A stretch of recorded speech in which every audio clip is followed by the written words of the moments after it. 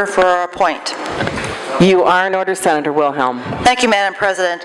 I think we all agree that we want to complete our work this week and adjourn.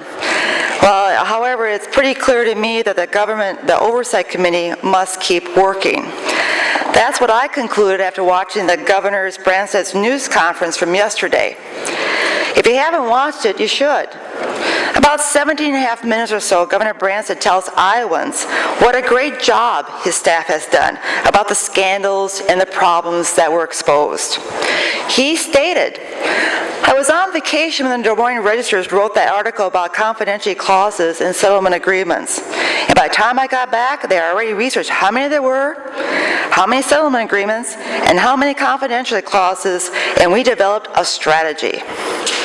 The next Monday conference, I signed an executive order banning any use of settlement agreements for the executive branch of state government.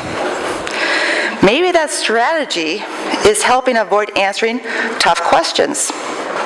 That's a terrible way to govern the state of Iowa. Governor, where have you been? The so-called investigation by your top staff was a total failure. Based on that failed investigation, you accused fired workers of lying. 2 days later, the facts forced you to reverse that decision.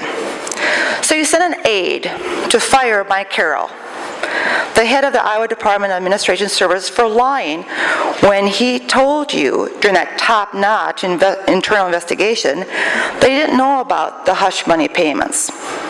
Mike Carroll still insists he doesn't know.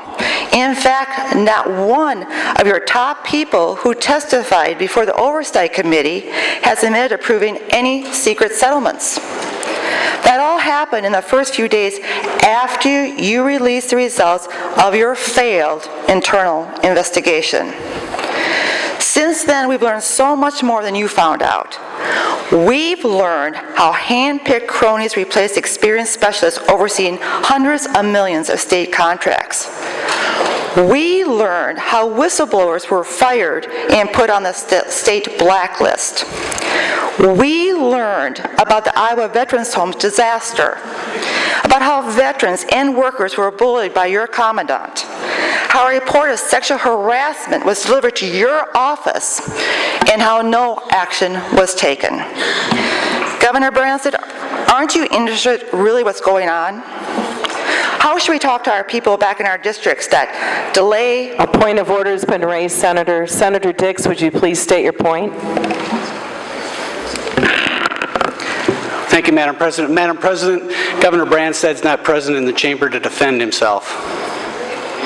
Senator Dix, it's a point of personal privilege, and there is a difference between when we are debating and members being able to express their own opinions. Madam President, point of order. You ruled on the floor last week that union bosses were not present in the chamber floor to defend themselves.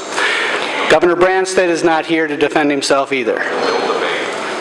Senator Dix, I believe that point of order was raised during the actual debate of a bill. How is it different, Madam President? Because a point of personal privilege, members of the Senate do not give up a First Amendment right in a point of personal privilege. It is an opinion. They're still not present on the floor to defend themselves, Madam President. Senator. May continue. Thank you, Madam President. Should we either tell the people back in our districts that delay, deny, dodge, and distract is the best thing to expect from our governor? It appears that key parts of the state of Iowa are managed by fear and intimidation. That must stop.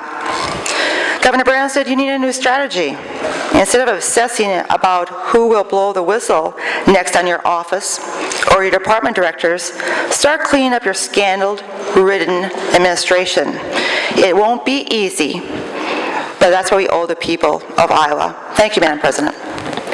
The chair